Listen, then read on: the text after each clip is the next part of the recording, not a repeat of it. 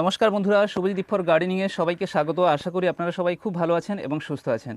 বন্ধুরা, এখান থেকে দিন সাতেক আগে কয়েকটা গোলাপের চারা সিন্ডারে প্রতিস্থাপন করেছিলাম, সিন্ডার বা ঘেঁষে আর কি।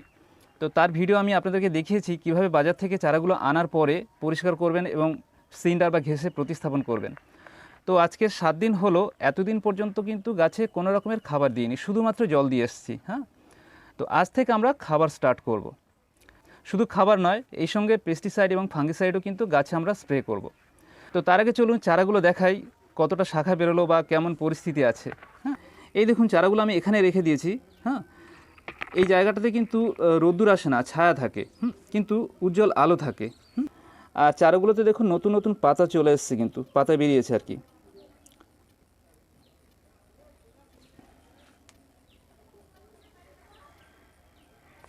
এখানে দেখুন ছোটো ছোটো করে কিন্তু শাখা বেরোচ্ছে। তো চলুন এবারের কি খাবার দেবো সেটা নিয়ে আলোচনা করা যাক। হ্যাঁ, তো বন্ধুরা, আজ থেকে খাবার স্টার্ট হচ্ছে। আর প্রথমে আমরা দেবো হিউমিক অ্যাসিড। আর এই হিউমিক অ্যাসিড আমরা 1 লিটার জলে 1 ml দিয়ে আমরা কিন্তু সিন্ডারে দিয়ে দেবো, ঠিক আছে? তো এই হিউমিক অ্যাসিডটা দিলে কি হবে, গাছের ফিডিং রুটগুলো কিন্তু খুব সুন্দরভাবে তৈরি হবে। হ্যাঁ, রুটটা খুব ভালোভাবে তৈরি হবে। আর এর মধ্যে আছে বেশ কিছু মাইক্রোনিউট্রিয়েন্ট আছে এবং কিছু হরমোন আছে, ঠিক আছে? সেই কারণে এই হিউমিক অ্যাসিড কিন্তু অবশ্যই আপনাকে দিতে হবে সপ্তাহে একবার করে।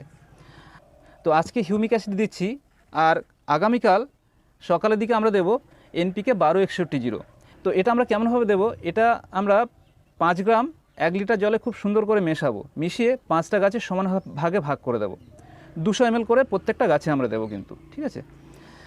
আর বন্ধুরা, ধরুন যেদিনকার আমরা 1261টা সিন্ডারে দিলাম, মানে গাছের গোড়াতে দিলাম, ওখান থেকে 3 দিন পর আবার 1 লিটার জলে 1261 1 গ্রাম মেশাবো, মিশিয়ে খুব ভালো করে ঝাঁকিয়ে সুন্দর করে কিন্তু গাছে স্প্রে করব।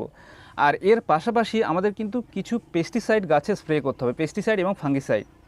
দেখুন এই যে কচি কচি পাতাগুলো বেরিয়েছে না, এই পাতাগুলো কিন্তু খাওয়ার জন্য এখন পোকা আক্রমণ করবে। তো এই পোকাগুলো নিয়ন্ত্রণ করতে হবে, আর সেই সঙ্গে ফাঙ্গাস তো আসতেই পারে। সেই জন্য আমরা কী করব, ইমিডাক্লোপিড গ্রুপের যে কোনো একটা পেস্টিসাইড কিন্তু আমরা গাছে স্প্রে করব। তবে এই পেস্টিসাইডটা আমরা স্প্রে করব বিকেলের দিকে। হ্যাঁ, 1 লিটার জলে আমরা 1 ml কিন্তু এই ইমিডাক্লোপিডটা দেবো, বেশি দেবো না, কারণ যেহেতু পাতাগুলো ছোটো ছোটো পাতা, কুচি পাতা, তো পুড়ে যেতে পারে। সেই কারণে 1 লিটার জলে 1 ml ইমিডাক্লোপিড ভালোভাবে মিশিয়ে নিয়ে আমরা বিকেলের দিকে প্রত্যেকটা গাছে খুব সুন্দর করে স্প্রে করে দেবো। আর সেই সঙ্গে আমরা এটা কিন্তু আমরা দেবো 10 দিন অন্তর অন্তর, ঠিক আছে বন্ধুরা? এর পাশাপাশি আমরা যে কোনো একটা ফাঙ্গিসাইড, সেটা সাফ হতে পারে বা M45, 1 থেকে 1.5 গ্রাম 1 লিটার জলে ভালোভাবে মিশিয়ে আমরা কিন্তু গাছে স্প্রে করব 7 দিন অন্তর অন্তর। এটা কিন্তু আমাদের করতেই হবে। বন্ধুরা, আরেকটা জিনিস বলি, এই গাছটাতে দেখুন ছোটো ছোটো যে পাতা বেরোচ্ছে বা ছোটো ছোটো শাখা বেরিয়েছে, এখন একে কিন্তু আমরা ফুল সানলাইটে রাখবো না। হ্যাঁ, রোদ্দুরে কিন্তু পুরোপুরি বের করে রাখবো না। আমরা কী করবো, সকালের দিকে অন্তত 2 থেকে 3 ঘন্টা রোদ্দুর খাওয়াবো, তারপর আবার যেখানে ছিল যে শেডের মধ্যে আমরা রেখেছি, সেমি শেডে, সেখানে কিন্তু আমরা রেখে দেবো। এইভাবে মোটামুটি আমরা রাখবো যতক্ষণ না গাছটা পাতাতে ভরে যাচ্ছে।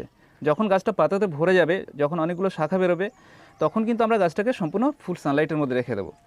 তো এবার আমি দেখাচ্ছি হিউমিক অ্যাসিড আপনারা গাছে কীভাবে দেবেন। তো বন্ধুরা, হিউমিক অ্যাসিড দেওয়ার আগে বা কোনো খাবার দেওয়ার আগে কী করবেন, গাছটাতে কিন্তু একটু জল দিয়ে দেবেন। হ্যাঁ, প্রথমে জল দিয়ে সিন্ডারটা ভিজিয়ে নেবেন, যতটুকু জল দেওয়া দরকার হয় আর কি দিয়ে নেবেন।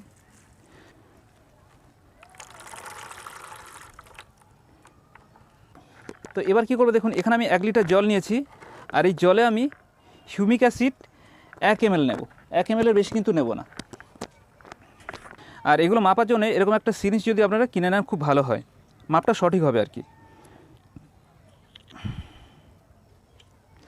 1 ml নিয়েছি, এবার খুব সুন্দর করে মিশিয়ে নেব এটা। তো দেখুন এই 1 লিটার হিউমিক অ্যাসিডের যে দ্রবণটা আমি করে নিয়েছি, এটা কিন্তু এই গাছটাতে পুরোটাই লাগবে না, এরকম 2টো গাছে আমি দিতে পারবো। হ্যাঁ, তো এই দেখুন আমি দিয়ে দিচ্ছি, হয়ে গেছে, মোটামুটি অর্ধেক দিয়েছি। এটা আরেকটা গাছে আমি দিয়ে দিচ্ছি। তো বন্ধুরা, ঠিক একইভাবে আগামীকাল এনপিকে 1261 আমরা কিন্তু এই মিডিয়াতে দিয়ে দেবো, সিন্ডার মিডিয়াতে দিয়ে দেবো। হ্যাঁ, আর ঠিক ওখান থেকে আবার 4 দিন পরে বা 3 দিন পরে আমরা গাছে স্প্রে করব, যেভাবে বললাম। তো এইভাবে আপনারা গাছে খাবারগুলো দিন এবং পেস্টিসাইড ও ফাঙ্গিসাইড স্প্রে করুন, দেখবেন কয়েকদিনের মধ্যে গাছগুলো কিন্তু পাতাতে ভরে যাবে। হ্যাঁ, আর তখন গাছটাকে রোদ্দুরে বের করে দেবেন। আর সে সময় কিন্তু খাবারের কিছু পরিবর্তন হবে, তখন একটা মিশ্র খাবার আমরা গাছে দেবো। সেই মিশ্র খাবারটা কীভাবে তৈরি করবেন সেটা পরবর্তী ভিডিওতে অবশ্যই আপনাদেরকে বলে দেবো, একদম ডিটেলস বলে দেবো, ঠিক আছে? তো বন্ধুরা, আশা করি আপনারা বুঝতে পেরেছেন। আর যদি কোনো অসুবিধা হয় তাহলে অবশ্যই কমেন্ট করবেন, কেমন?